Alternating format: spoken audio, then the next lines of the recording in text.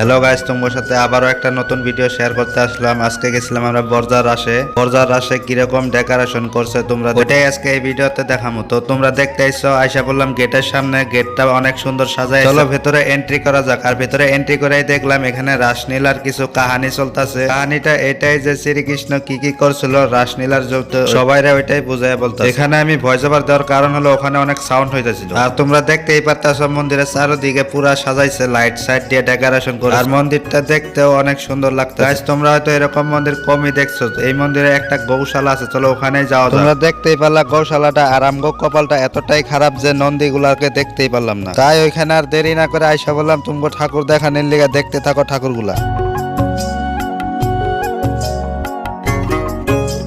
ঠাকুর দেখতে দেখতে আইসা পেলাম একটা পুকুরি। আর পুকুরিটার মাঝখানে একটা মহাদেব ঠাকুর। আর দেখতে পেলাম তামিলনাড়ুর থাকা আদিয়োগীর মূর্তি। আর দেরি না করে ডাইরেক্ট গেলাম ওইখানে আদিয়োগীর মূর্তির সামনে। আর এই রাশের ডেকোরেশনটা অনেকই ভালো লাগছে। তোমার সাথে কিরকম লাগছে একবার কমেন্ট করে জানাই। এখানে আর ভয়েস ওভার দিব না, তোমরা মূর্তিটা দেখো।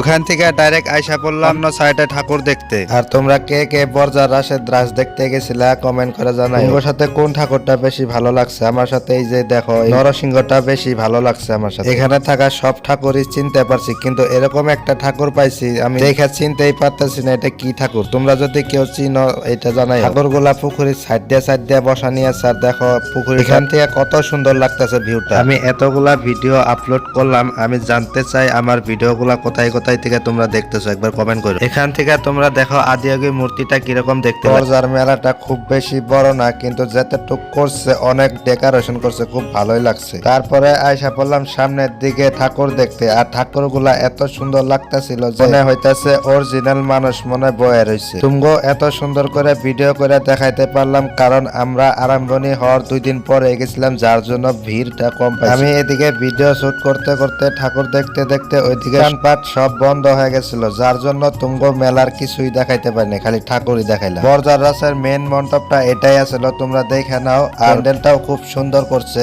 আজকের ভিডিওটা যদি তুমগো ভালো লাগে থাকে তাহলে একটা লাইক কমেন্ট শেয়ার করে দিও। আজকের জন্য এই পর্যন্ত, টাটা।